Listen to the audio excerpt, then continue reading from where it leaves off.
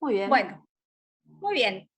En esta oportunidad entonces hemos entre decidido y nos estamos arriesgando a ingresar en una nueva forma, no solamente ya acostumbradas al Zoom, sino una nueva forma, un nuevo formato de llevar adelante un tema teórico como es Mukarovsky, por ahora llamado solamente Mukarovsky.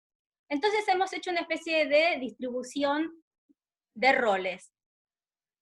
Yo voy a jugar de entrevistadora y la profesora Moure va a desempeñar su habilidad para explicar conceptos teóricos dificultosos, sobre todo a esta altura sí, a esta altura de la carrera que recién los estudiantes están familiarizando con términos teóricos, e incluso en esta situación tan virtualizada que lo que queremos es tratar de jugar y al mismo tiempo acercarnos un poco más a ellos, a ustedes. Entonces, bueno, bienvenida, Clelia, a Muchas este, gracias, profesora Cecilia Secreto. Qué lindo bueno, vernos. sí, y hablando de esto, ¿no? Es entre lindo y gracioso. Bueno, mira, lo que yo quería preguntarte, o quería saber tu opinión, yo obviamente también tengo la mía, pero vamos a ir jugando de opinión a opinión en otros temas, es, ¿por qué te parece a vos que en una materia introductoria a la carrera de letras, incluso que es prácticamente correlativa con el resto, estamos hablando de introducción a la literatura, sea necesario empezar con una parte, con un aspecto teórico? Generalmente la teoría cuesta mucho más que la literatura, es un área mucho más dificultosa porque necesita de mayor abstracción que leer ficción. Entonces, para redondearte la pregunta, ¿por qué te parece que es tan importante y seguimos eligiendo comenzar preguntándonos qué es la literatura? Hasta ahora hemos trabajado con los formalistas rusos y ahora vamos a dar un paso más. ¿Se entendió la Bueno, pregunta? sí. Algo de eso dije en el primer video de la presentación general de la materia, pero viene bien que lo recordemos. Primero porque hay que desnaturalizar las cuestiones y las cosas que tenemos consabidas. Parece que supiéramos lo que es la literatura. Y cuando nos hacemos la pregunta, se abre un campo de problemas muy interesantes. Entonces, ¿qué es la literatura? No es una pregunta simple, no tiene una respuesta simple, y nos seguimos haciendo la pregunta al comienzo del curso, porque también eso nos da pie a estudiar a los teóricos que han dado una respuesta a esa pregunta, sabiendo nosotros que ninguna de esas respuestas es definitiva. Entonces eso también nos da pie a nosotros para pensar nuestra propia respuesta, que además, creo yo, para terminar de contestarte la pregunta, nos permite también ser múltiples en las respuestas. Yo tengo varias respuestas a esa pregunta, y creo que todos los lectores, ¿no? Y eso es fascinante.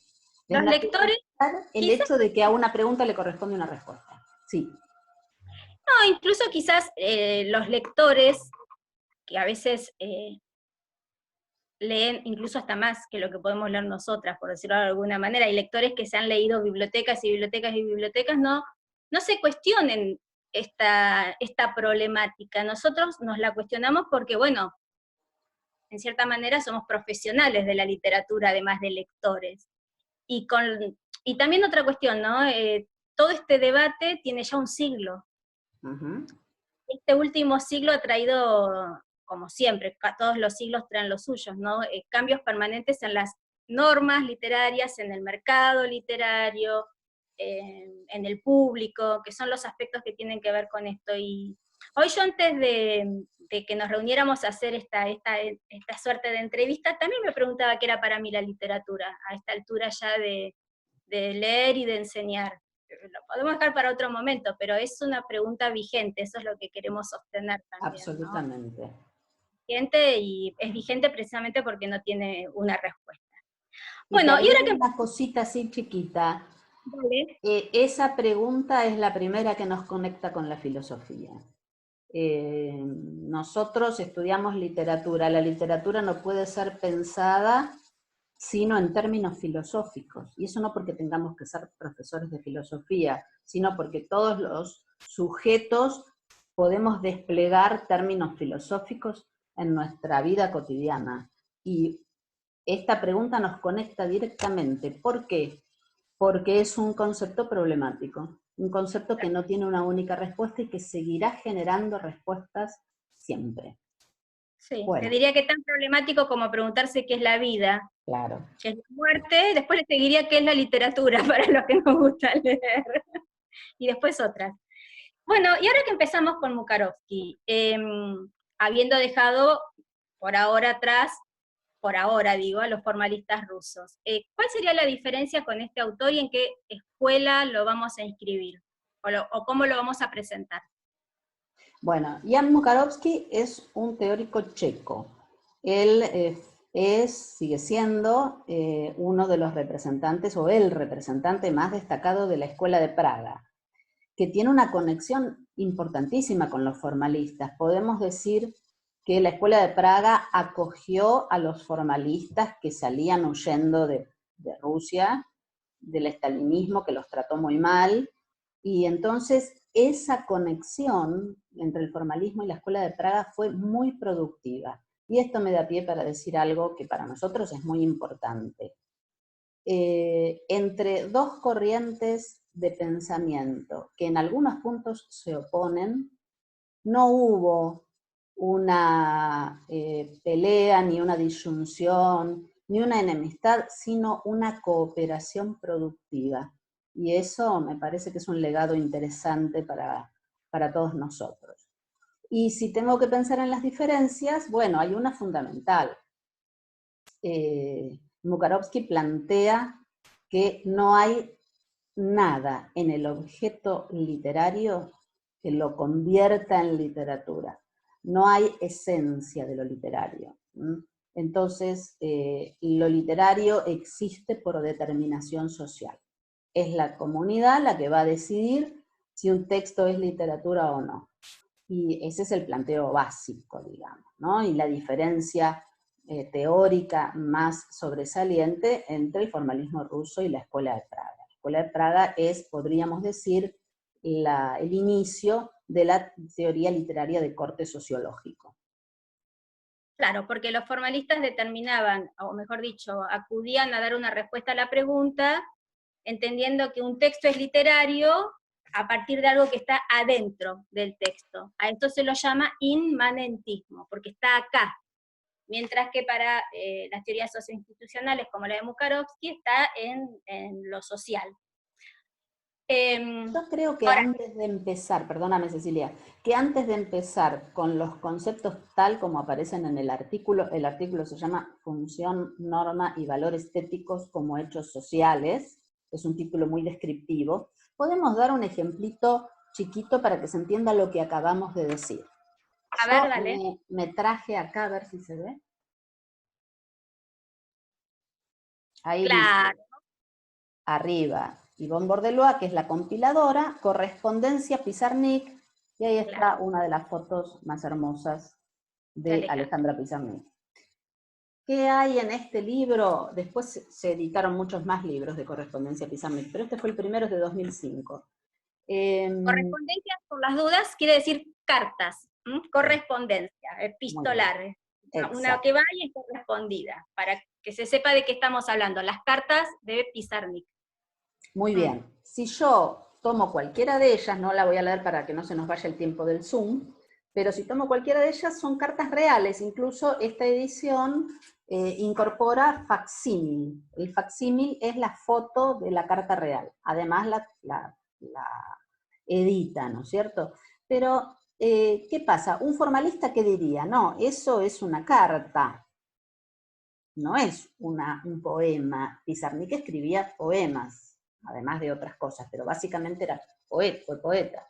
Entonces, para Mukarovsky, desde la perspectiva de Mukarovsky, es perfectamente viable que esto esté dentro de lo que él llamó la esfera artística.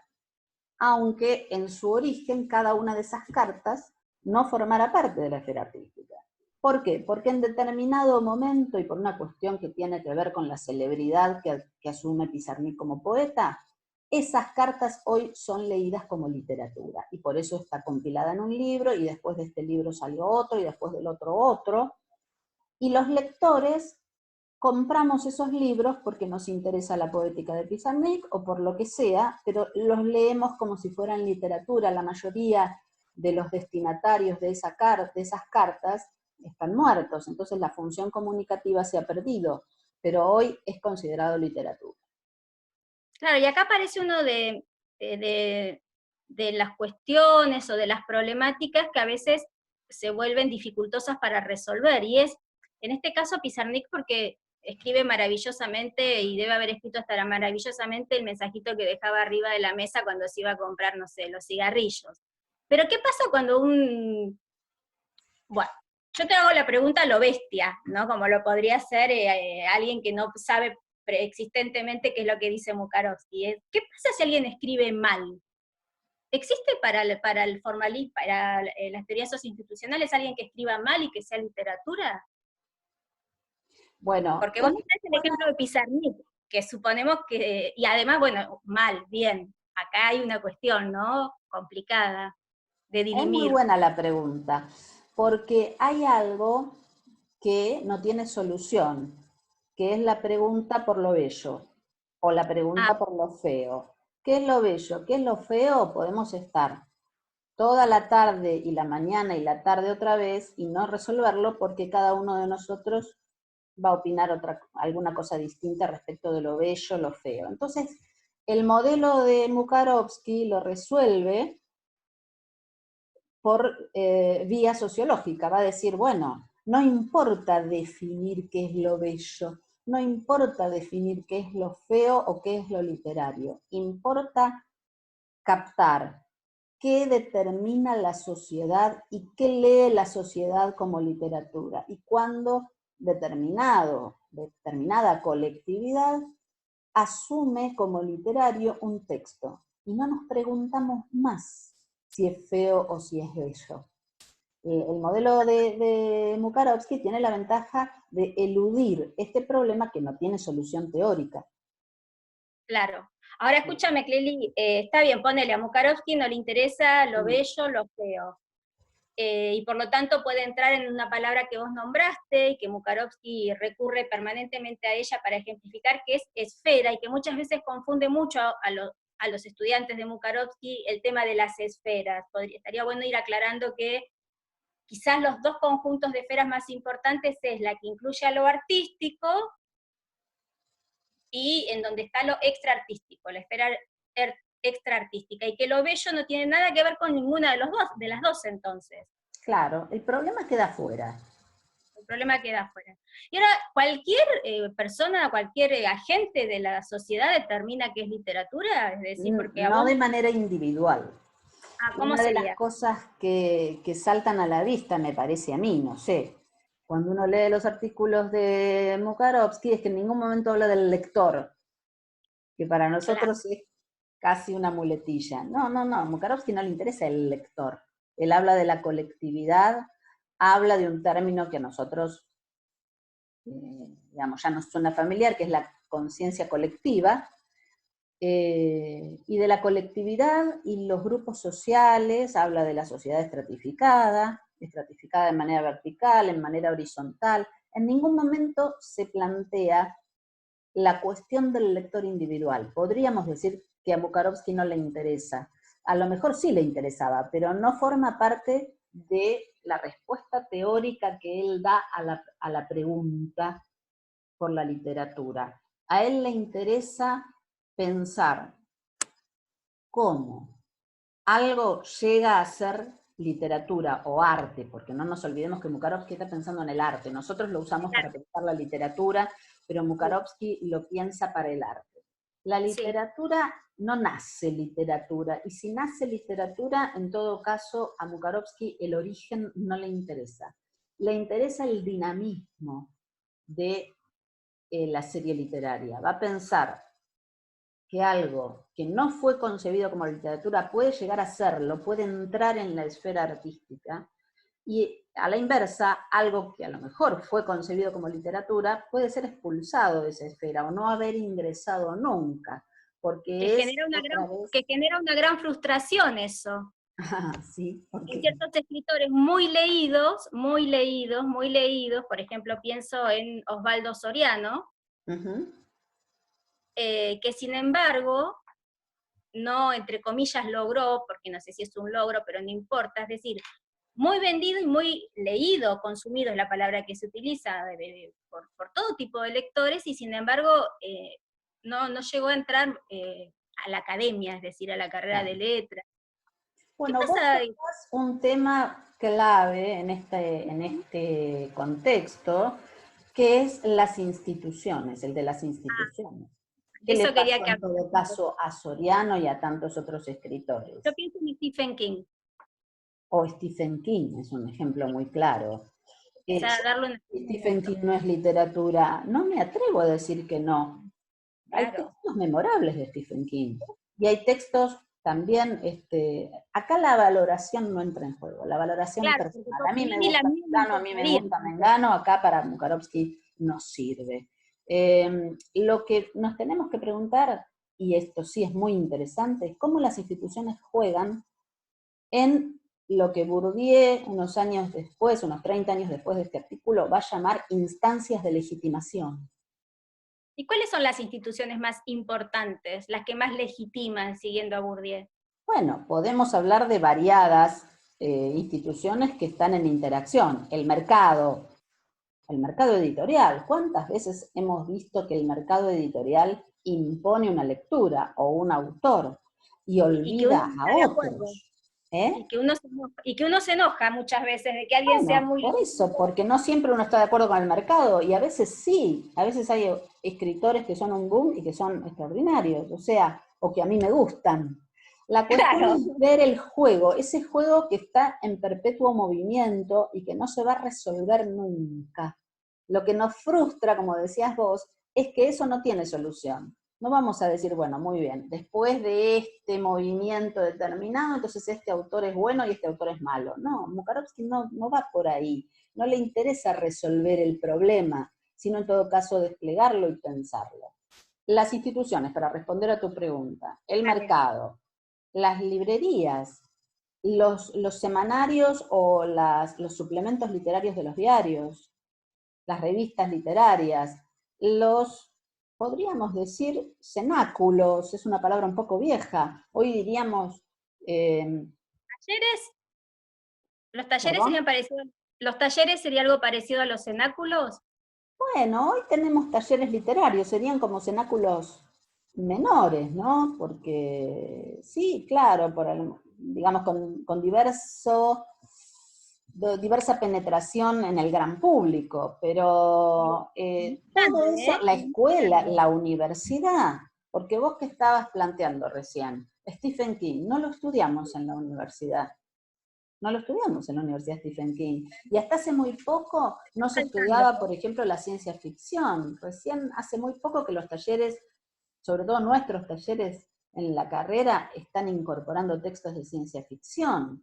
Pero era considerado un género menor. El policial, hasta hace nada, hasta hace 20 y pico de años, que es nada, no se estudiaba en la facultad. En fin, Pasa con los cuentos y me pasa con los cuentos de hadas, ¿eh? Un género también totalmente considerado menor y viste que yo no pierdo oportunidad para reivindicar justamente por ser folclórico y por prestar tan poca atención a los estudios folclóricos en nuestras universidades también, un género tan vital, porque el cuento de hadas funciona de una manera parecida a los mitos. Bien, un género tan vital ha estado dejado de lado, también quizás claro. porque las instituciones se han dedicado a limitarlas a un tipo de público que no es un público precisamente interesante, ¿no? Claro. Es decir, no es un público que legitima el niño. Aprovechemos esto para pensar lo de las esferas que quedó ahí medio al costadito y siempre es la pregunta que hacen los alumnos en el teórico presencial. ¿Qué pasa con las esferas? Pensemos en el cuento de hadas. ya que lo traes a colación, o cualquier tipo de cuento folclórico, el llamado cuento tradicional. Que dicho sea de paso, los formalistas rusos, uno de ellos, Vladimir Prop, lo estudió muy detenidamente. Bueno, Sí, sí. estaría en una esfera a la que podemos pensar con Bukarovsky, que es la esfera estética, ¿no? ¿Dónde lo pondrías vos el cuento de hadas? En la esfera estética, ¿verdad?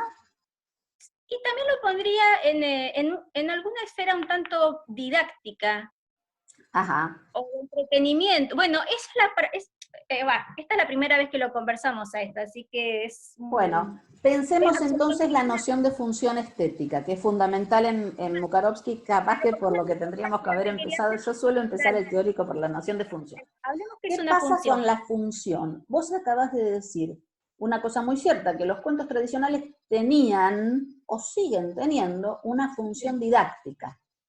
Y de Proponen entretenimiento para dormir a enseñar los algo. niños. ¿Cómo? Y de entretenimiento, De para dormir a los niños. entretenimiento, que también es una función que acompaña la función estética. Entonces Sí, Bukarovsky diría esto, imaginemos. Bukarovsky podría decir, o sería consistente con su modelo, que el cuento tradicional tiene lo que llama competencia de funciones o convivencia de funciones, pero esas funciones compiten, dice Bukarovsky. Tenemos un claro. cuento de hadas, por ejemplo, Hansel y Gretel, ¿puede ser? Bueno, por algo lo habrás dicho. Sigamos con Ah, me Hansel. encanta Sigamos Hansel y pensando en Gretel. eso. Bueno, Hansel y Gretel tiene una función didáctica, ¿no? Se supone que advertía a los niños sobre los peligros del bosque, de ir solos al bosque. Bueno, De las ponemos. madrastras.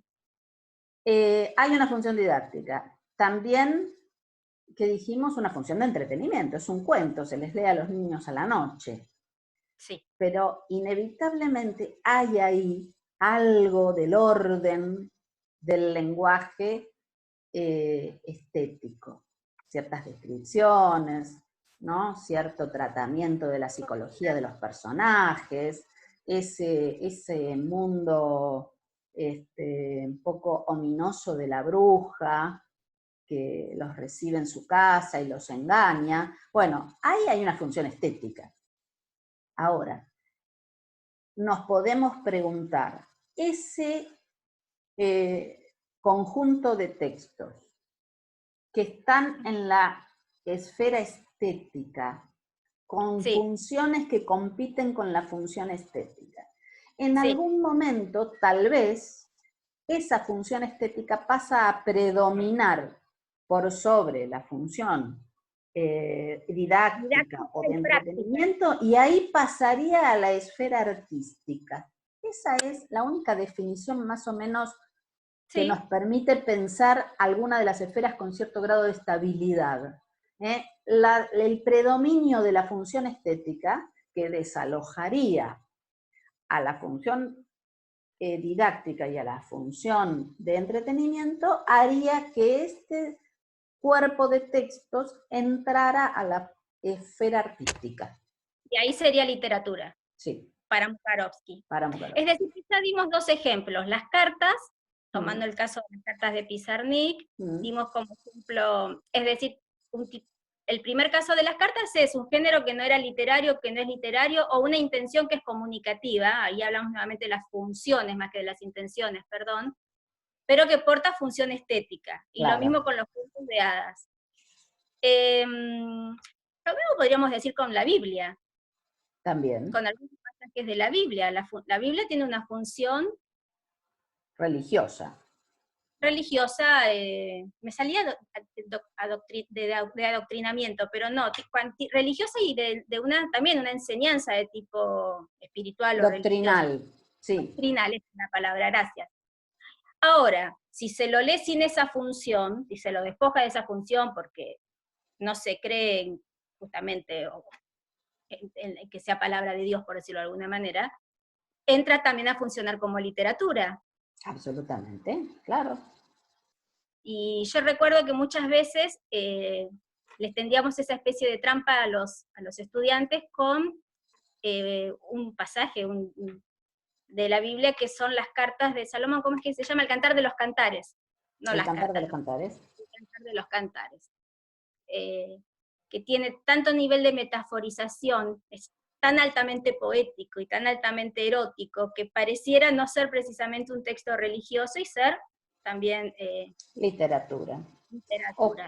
O lo que pasa en las catedrales, por ejemplo, en las iglesias hermosas que uno visita cuando tiene la suerte de viajar, y dice, qué lugar tan hermoso, y a lo mejor son las 6 de la tarde y empieza la misa, entonces ahí se ve en escena la competencia de funciones, la gente que quiere que los turistas nos vayamos porque quiere celebrar en paz el rito. Entonces ahí ves que está la función religiosa y la función estética en competencia. Existen las dos, porque eso también hay que pensarlo desde Mukarovsky. No siempre se resuelve, como en el caso de las cartas de Pizarnik o de las cartas de los escritores, ¿no? O de los diarios de Kafka. Eso parece estar resuelto. ¿Yo por qué me compro los diarios de Kafka y me los leo? Porque me gusta leerlos, porque los leo como literatura, aunque hayan sido un diario íntimo y personal. Parece estar resuelta la ecuación.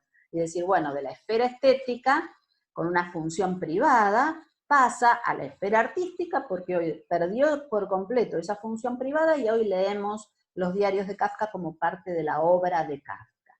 Ahora, a veces no está resuelta la ecuación y el objeto sigue perteneciendo a la esfera artística, pero con la competencia de funciones. Una catedral que sigue funcionando como catedral es un espacio de religión, es un espacio de oración, es un espacio, digamos, que tiene que ver con una función que no es la estética predominante, pero nadie puede discutir que eso es una obra de la arquitectura, por ejemplo, Claro, medieval, si es una catedral gótica.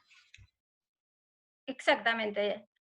Bueno, lo mismo con un Ave María en una ceremonia de casamiento, ¿no? Ahí Quienes lo está. pueden percibir como parte de la ceremonia, como parte del rito, y quienes lo pueden percibir directamente como una obra de arte. Aprovecho para aclarar un término que siempre preguntan los estudiantes, que está muy reiterado en el artículo, que es antinomia dialéctica. Es una palabra clave en el artículo de Mukarovsky. Las funciones también tienen entre sí una relación de antinomia dialéctica, y las funciones dentro del objeto, ¿no? Porque las funciones del objeto, como dije, pueden entrar en competencia. Y al mismo tiempo, las dos esferas, la esfera extraestética y la esfera estética, y dentro de la esfera estética, la esfera artística y lo extraestético, están en antinomia dialéctica. ¿Qué quiere decir? Que no tengo los paquetitos cerrados. Acá lo que no tiene función estética, acá lo que tiene función estética pero no es arte, y acá lo que tiene función estética predominante y es arte. No, no hay paquetes cerrados. Mukarovsky dice, el límite entre la esfera estética y la esfera estética es ilusorio. Claro, hay un movimiento permanente de entrada y salida, porque así como algo entra, algo sale, y autores que han quedado olvidados durante siglos son descubiertos por una escuela, o por un período, o por alguien que funciona como institución, porque dentro de las instituciones nos olvidamos de mencionar que no solamente el museo, la universidad, la crítica, el mercado, las editoriales, sino incluso a veces cuando un personaje, una persona se convierte casi en personaje, podemos mencionar a Borges. Cuando Borges hace su propia, digamos, genealogía de escritores a quienes va a tomar como maestros, también está imponiendo nuevas lecturas, está haciendo entrar dentro de ese canon o dentro de esa esfera autores que habían quedado relegados, habían sido, el policial mismo como género, es lo Claro. que Borges. Muy bien. Ahora, luego de todo, bueno, y quería agregar una cosita, como para redondear a nivel así simbólico, metafórico de todo lo que acabas de exponer. Hay un momento, porque para mí es más un momento, un gesto, un acontecimiento simbólico, que es cuando Duchamp elige un mingitorio, lo saca de su función para hacer pis, valga, no se me ocurre otra Práctica. manera de decirlo, claro, higiénica, bueno, de su función higiénica, y desde el momento en que se lo coloca en un museo, y se lo precinta, directamente ese cambio del baño al museo está diciendo esto es arte, es decir, está perdiendo una función para adquirir otra, y a partir de ahí, bueno, hay toda una revolución respecto a las esferas estéticas y extraestéticas, porque cuántas veces nos encontramos con obras de arte que uno dice, esto lo podría hacer yo, esto es una porquería, esto es arte o lo tiro, Claro. y es arte. Yo creo que lo que hace Duchamp y otros vanguardistas es señalar el problema. Exacto. Dice, bueno, yo a esto lo doy vuelta, porque el mingitorio de Duchamp parece, se perdió el original, pero parece que lo dio vuelta y le puso fuente. Entonces lo Ahí lo tituló, estará usando otra vez. lo tituló y lo puso adentro del museo. Por supuesto, uno puede decir es una actitud provocadora, provoca la validez de la institución museo, la validez absoluta y universal de las determinaciones de una institución como los museos, sin duda, actitud Sin duda. típicamente vanguardista. Y irónica, ¿no? Me parece que hay mucho de ironía también en eso. Claro. Para nosotros hoy lo valoramos y lo traes a colación muy bien porque Duchamp y muchos vanguardistas señalan el problema del canon, de decir, bueno, a ver, ¿quién me dice a mí que es arte? Entonces yo me meto adentro del museo y pongo este mingitorio y considero que es una obra de arte, o todas los otros ready-made que hizo Duchamp y otros vanguardistas, ¿verdad? Entonces, poner en cuestión la universalidad absoluta de la sanción del museo respecto del valor artístico de un objeto. Eso es lo que está puesto en cuestión por las vanguardias y a nosotros nos sirve para pensar este problema. Nadie, ni siquiera un museo, tiene, digamos, la autoridad absoluta para decir esto es arte. Aunque tradicionalmente nosotros sabemos que el museo, adentro del museo lo que hay es arte. Bueno, pero Claro. pensemos el problema, atrevámonos a pensar que algo que está dentro de un museo puede no ser arte. Y ahí hay que recurrir a otras teorías o explicarlo a través de la teoría. La teoría nos sirve para eso, para poner en funcionamiento el pensamiento, la crítica y la problematización, no necesariamente para resolverlo, para resolver el problema, quiero decir, y ahí es cuando a veces necesitamos, o mejor dicho, nos damos cuenta de que una sola teoría no nos sirve para responder a nuestras inquietudes. ¿Podemos salir del tema de la función y pasar a la norma? Sí, ¿cómo Sí, no? que dale, así. Antes de pasar a esto, hago una especie de introito, de pregunta intermedia que ha quedado colgada y que me parece que es importante en relación con toda la teoría de Mukarovsky. Y es por qué para Mukarovsky, o en la teoría de Mukarovsky, el objeto arte está considerado un signo Bien. lingüístico. Eso debo aclarar que está bien explicitado en el primer artículo, el anterior, que se llama El arte como hecho semiológico. Digamos brevemente, Sí, él brevemente. homologa la obra de arte al signo.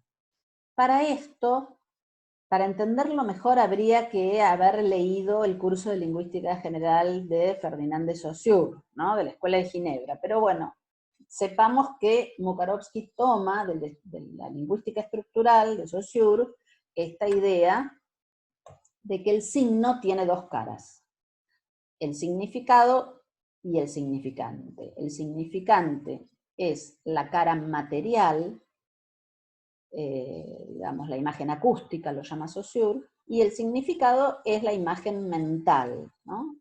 Lo que en nuestra mente se representa cuando escuchamos determinado significante.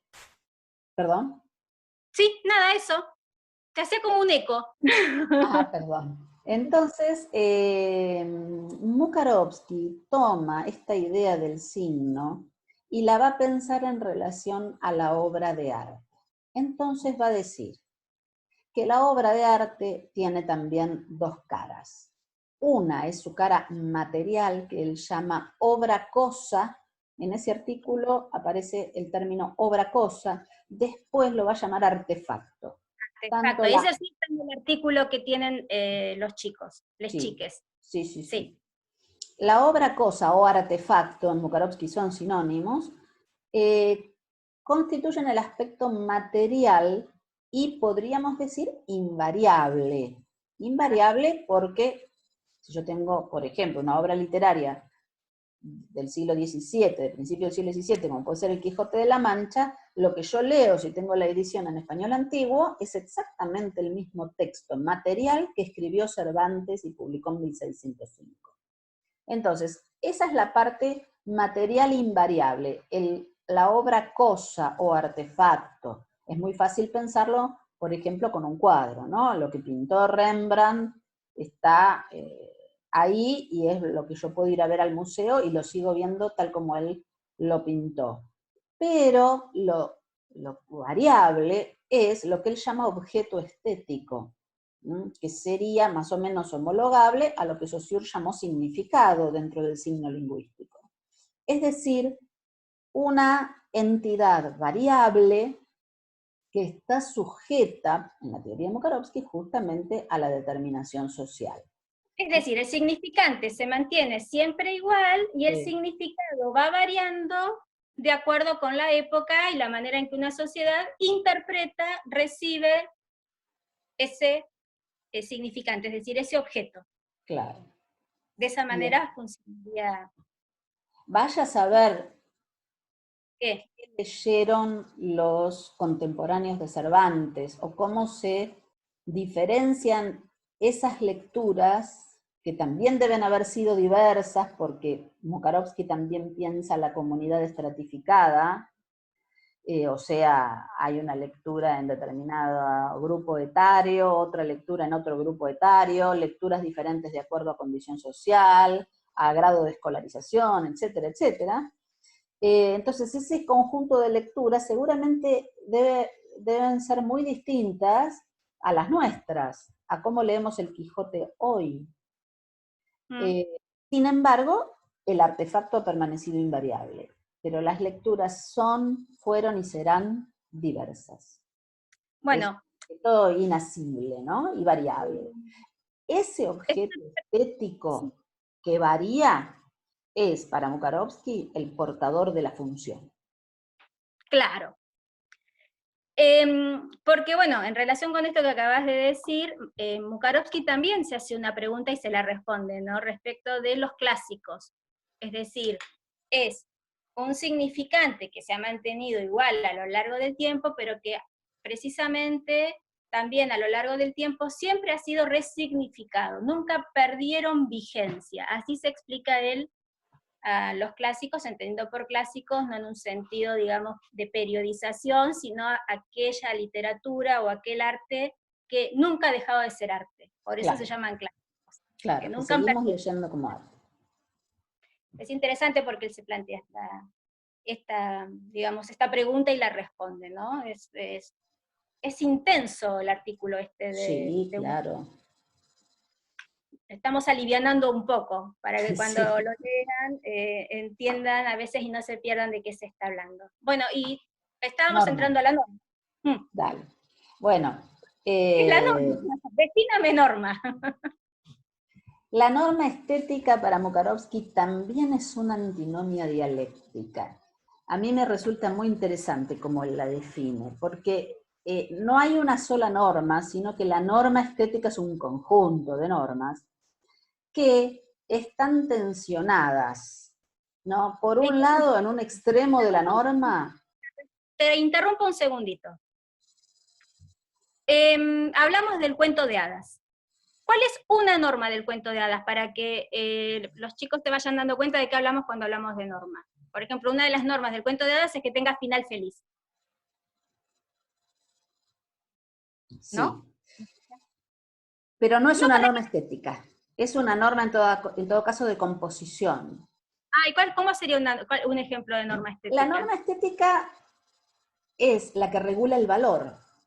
La norma estética regula el valor. Entonces, la norma estética no tiene una formulación única. Por eso Mukarovsky dice que es una antinomia dialéctica. Está siempre a punto de ser formulada. Quiero decir, la norma estética regula el valor significa, hay una norma estética que nosotros percibimos. Esto es arte, esto no es arte. O lo percibimos de manera, digamos, relativa. Nos preguntamos, ¿esto es arte o se tira? Entonces, hay una norma implícita en la comunidad a la que pertenecemos. A veces nos preguntamos por esa norma, ¿esto es arte? ¿Esto vale? ¿Esto no vale más? Y a veces no nos preguntamos, decimos, esto es arte, qué sé yo. No, y Ficciones de Borges es a veces lo una... discutimos con quien tenemos al lado, que uno ¿Perdón? dice que es arte, y a Claro, veces esta convivencia de las normas son tan reales que lo discutimos con quien está al lado. Es decir, vos y yo podemos ir a ver una película o al museo y cada una tener su opinión respecto de justamente qué norma es la que está en vigencia. absolutamente. Muy bien. Entonces, no es un juicio de valor definitivo. ¿Qué hace Bukharovsky de una manera muy inteligente? Compara la norma estética con la norma jurídica. Entonces, la norma jurídica y con la norma lingüística. La norma jurídica es estable, por supuesto que puede cambiar, con el tiempo las normas jurídicas van cambiando, las instituciones, qué sé yo, los cuerpos legislativos la pueden cambiar, pero la norma jurídica es estable, está ahí y hay que cumplirla, y si no la cumplís, qué sé yo, te cabe la multa o vas preso, no sé qué. La norma estética es algo que está en tensión. Por un lado, tiene la característica de ser norma y por lo tanto tiende a una validez general, pero simultáneamente está siendo tensionada y está siendo cuestionada su validez. Es decir, es pasible de ser violada, que es lo que Claro. hicieron, por ejemplo, las vanguardias, rompieron Por todas eso, las normas. por eso es una antinomia dialéctica, porque está Exacto. hecha para ser respetada y al mismo Para tiempo ser para violada, ser violada a la vez. a Porque la vez. si no tuviera esa tendencia a la validez general, no sería una norma, no la percibiríamos como norma. No nos olvidemos que es un enunciado implícito que el agente de una sociedad percibe. Yo digo, no, no puedo decir que Borges es una porquería, porque todos consideramos que su obra es arte. No puedo decir que El Quijote de la Mancha es aburrido, aunque lo puedo decir, tengo que decir que es una magna obra de arte, porque hay una ley que es la norma estética que se percibe y que tiende a su validez universal. Pero todos sabemos que la evolución del arte está dada porque esas normas son quebradas y puestas en tensión de manera incesante. Si no, el arte siempre sería idéntico a sí mismo y en la esfera artística no habría novedades.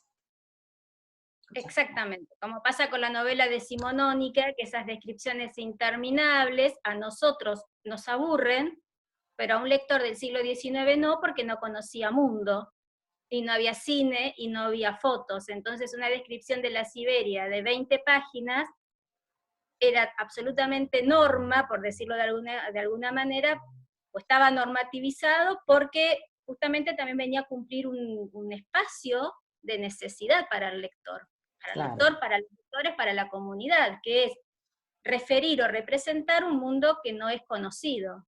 claro.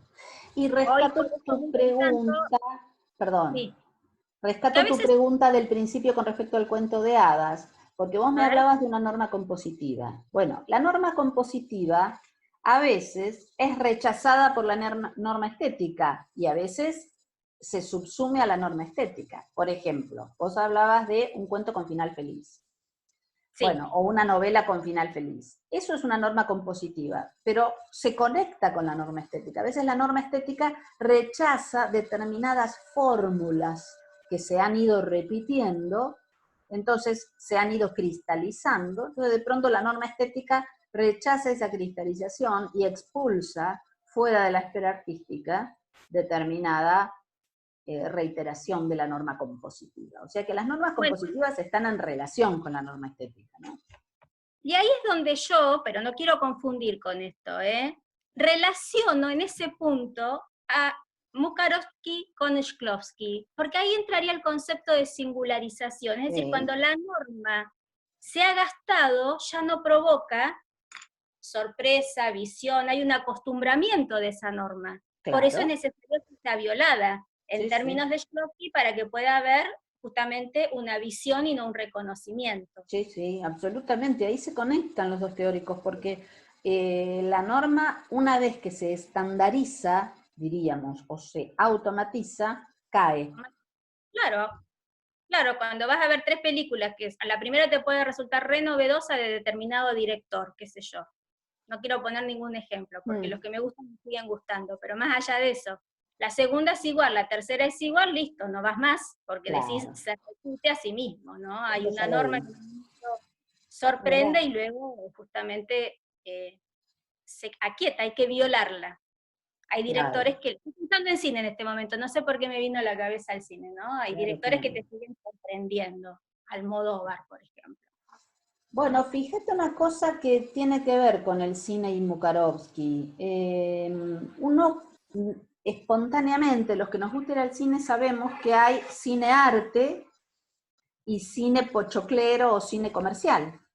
Mm, Y bueno, y esa diferencia está dada por qué. Es muy difícil establecer, ¿no? Porque a veces hay un cine comercial que uno dice sí es comercial, pero esta película es extraordinaria, o al revés.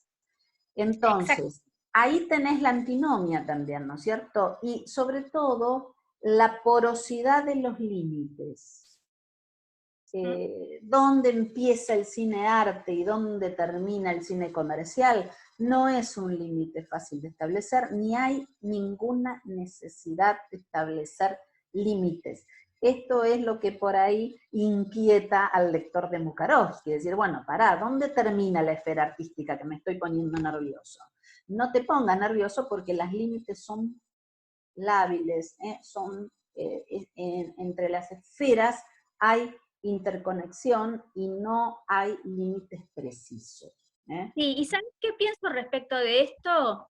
Que la generación de tus hijas o de nuestros alumnos más jóvenes tienen respecto de la asimilación de diferentes normas mucha más apertura que la que han tenido nuestra generación y las anteriores, que hemos Posiblemente. sido me incluyo aunque no me reconozcan lo que digo, ¿no? Pero me incluyo generacionalmente.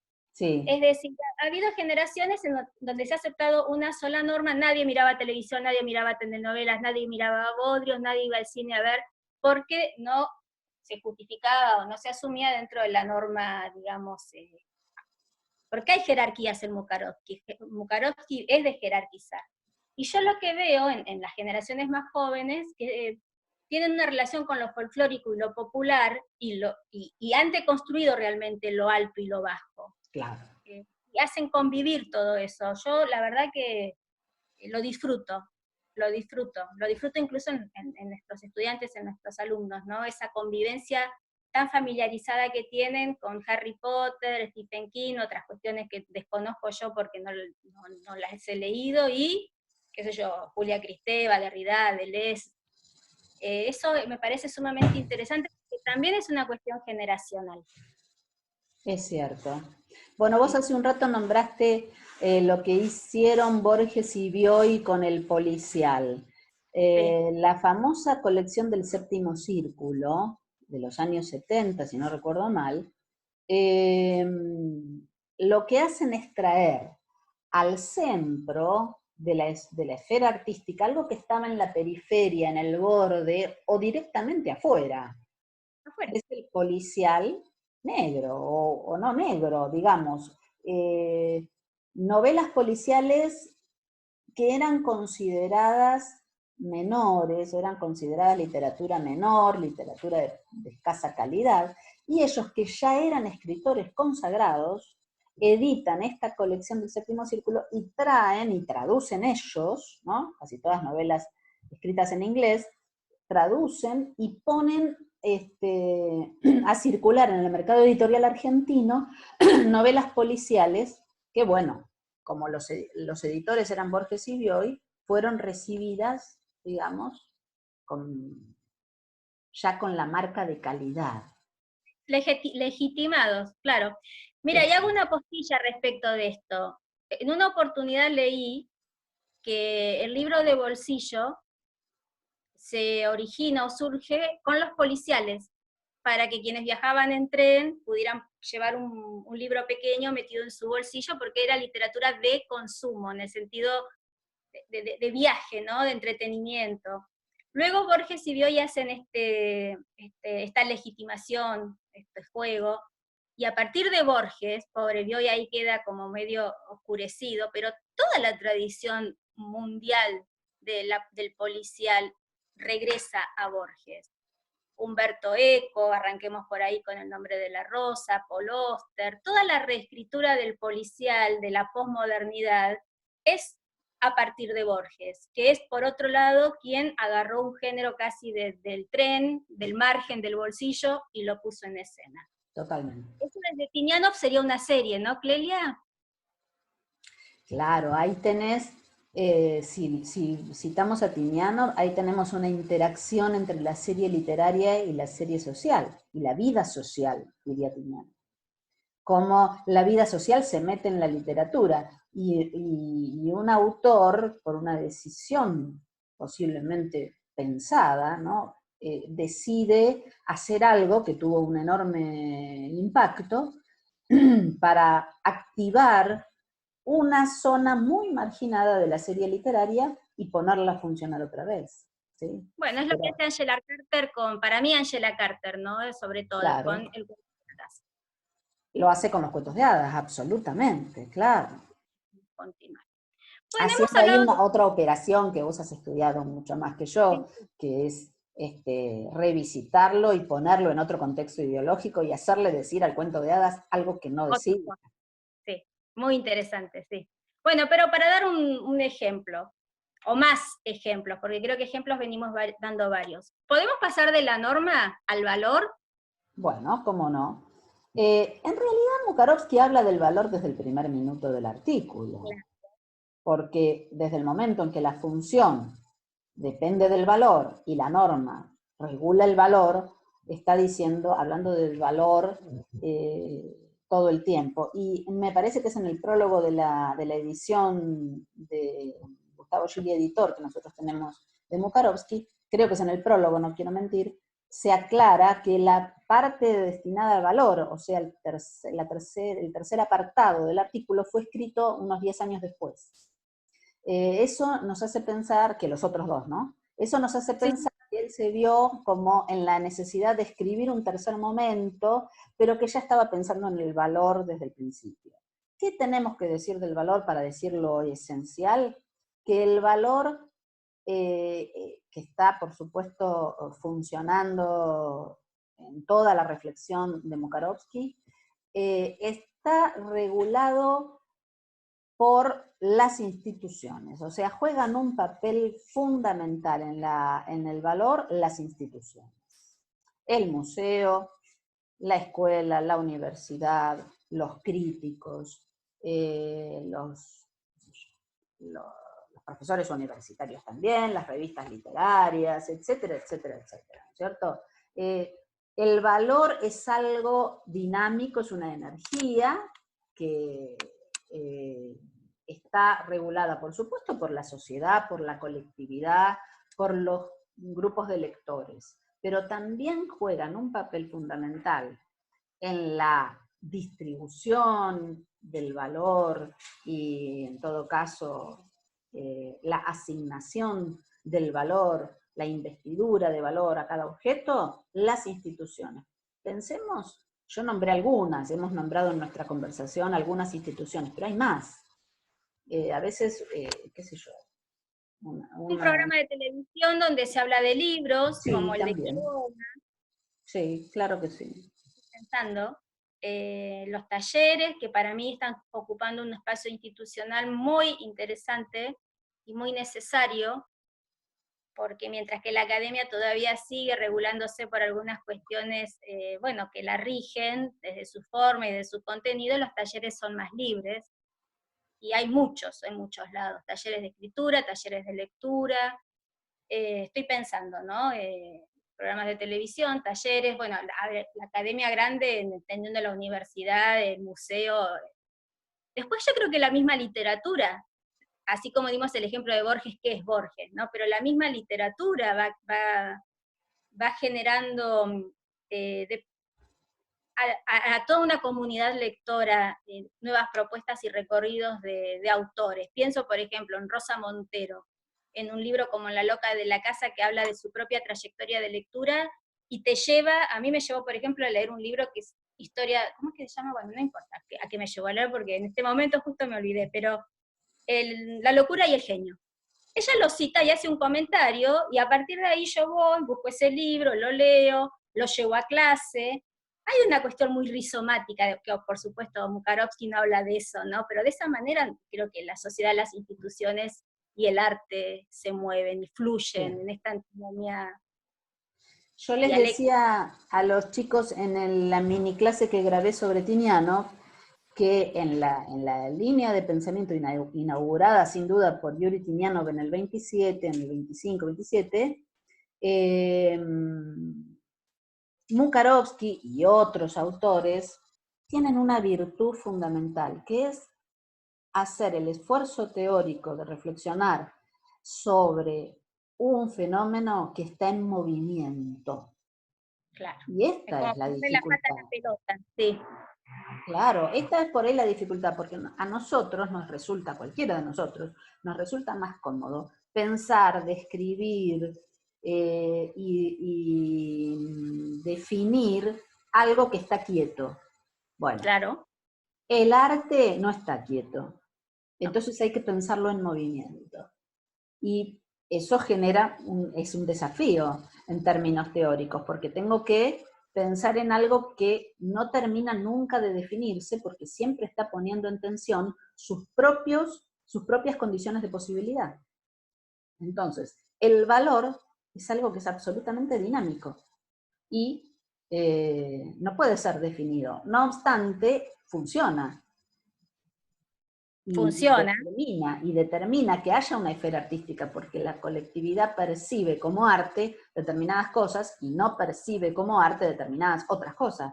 Por lo tanto, la cosa existe, no es una entelequia, pero está en movimiento y está en cambio permanente. Entonces, Sí. y Incluso funcionan una cantidad de la factores. sociedad misma está en movimiento y en cambio permanente, porque eh, haciendo referencia a hoy, ¿no? Estamos en abril del 2020, ya a veces no sé ni en qué día estamos, pero estamos en abril del 2020.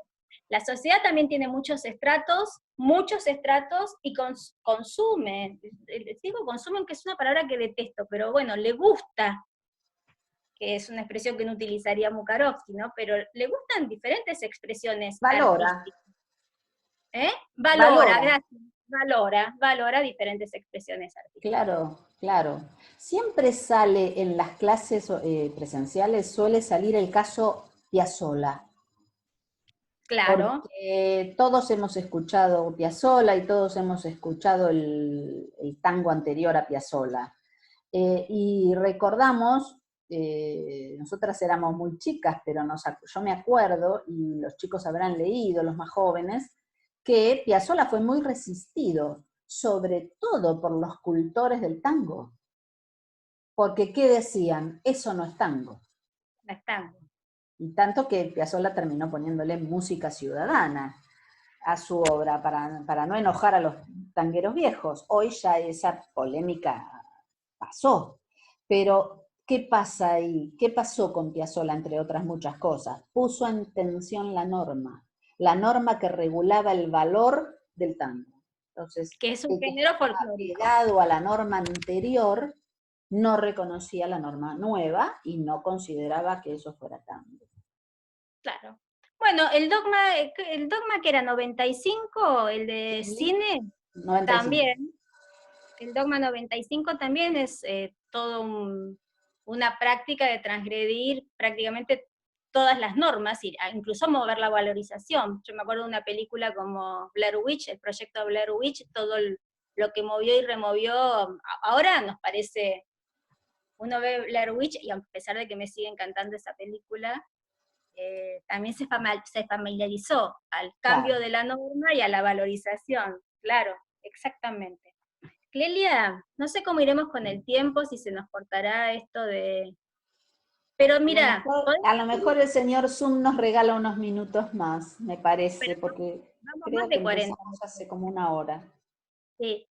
¿Querés que hagamos un glosario? Porque, por ejemplo, de lo que yo me había anotado para preguntarte, Sí, está todo conversado. La cuestión no es que está bueno, todo respondido, sino todo conversado. Hemos hablado de la esfera extraestética, de la esfera estética, de las funciones, entendiendo por función religiosa, higiénica, práctica, Comunicativa, práctica. el privilegio de la función estética para poder decir, o justamente esto, sí, poder decir de que un objeto es artístico. Hemos hablado de la norma, del valor, nos quedaría por ahí la cuestión del artefacto y el objeto estético, que si bien sí lo mencionaste y está dicho, no con esa terminología. Cuando hablamos del signo, vos hablaste del artefacto y el objeto estético, pero no con esas palabras. ¿Querés hacer una mencioncita? Lo más importante en relación con el artefacto y el objeto estético es tener en cuenta, porque para eso lo usa Mukarovsky, la variabilidad del objeto estético. Dicho de otra manera, lo que va a hacer que un objeto material quede dentro, fuera o en el borde de la esfera artística no es su artefacto, es decir, aquello que lo configura materialmente, Es la sino el materia. objeto. El objeto es el que varía y el que, digamos, puede provocar su inclusión o su expulsión de la esfera artística. Vamos a poner un ejemplo. Volviendo a las cartas, o al diario, el más conocido es el de Kafka, pero hay tantos diarios de escritores que uno ha leído. Hace poco se terminó de publicar el de Piglia, ¿no? Los cuadernos. ¿Te gustan tanto las crónicas de Colón? O las crónicas de Colón, por ejemplo, que no eran otra cosa que una bitácora. Y hoy Claro. es el primer punto de la primera unidad de cualquier programa de literatura latinoamericana. Uno. Sí. ¿Y por Sí. qué en un programa de literatura latinoamericana? Una cosa que es una bitácora. Y bueno, porque hoy es leída como literatura, es leída como el comienzo de la literatura en Hispanoamérica, con todas las discusiones que le podemos poner Y a eso ese que hoy problema. se ha leído convierte a ese artefacto en objeto estético. Claro. Ese es el tránsito. Sería, uno está en la esfera extraestética y el otro entraría en la esfera artística. Claro, el objeto es el que es dinámico y tracciona el artefacto. Entonces, hoy leo un artefacto de fines del siglo XV que no era remotamente considerado literatura y lo leo como literatura. O los diarios de Kafka que estaban en su escritorio, en unos cuadernitos escritos a mano, que él ni siquiera sus novelas las consideraba literarias, mucho menos su diario, y sin embargo ese artefacto, tal como fue escrito, hoy es leído como literatura, pero porque es su objeto el que genera el dinamismo. El objeto estético genera el dinamismo y tracciona el artefacto material. Y hay algo en la sociedad, para completar la idea, que ve algo que otros momentos no han encontrado. Claro. O sí, en el caso de un clásico, pero no es lo que estamos hablando en este momento. Yo me atrevería a decir, aunque no lo dice así Mukarovsky, que el objeto estético se construye socialmente. Claro. Y por eso varía, porque se construye socialmente. El objeto estético no está construido de una vez y para siempre. Lo que está construido de una vez y para siempre es el artefacto, la materialidad invariable del objeto. Pero el objeto estético se construye y se reconstruye. O como vos dijiste antes, se resignifica. Entonces varía. Y esto es lo que genera el dinamismo de la esfera, o en términos de Tiniano, de la serie. La vitalidad y el dinamismo. Yo cerraría acá, Cecilia, no sé qué te parece. Porque sí, tampoco es cuestión de aburrir a la gente. No. Además creo que está. Ahora cada uno tiene que agarrar su artículo, leer, subrayar, buscar. Pero me ha encantado hacerte esta entrevista, Clelia Moure. También. Un placer, ¿eh? Un gusto. Bueno, ahora te toca a vos. Nos vemos en la próxima. Nos vemos, dale. Y saludamos a los que están del otro lado. Adiós. Es más agradable esto que filmarse a uno mismo, porque yo acá estoy hablando con vos y te veo a vos. Es mucho mejor, es mucho mejor. Hagámoslo siempre, dale. Una buena forma, dale. Un beso a vos y a todos. Adiós. Adiós.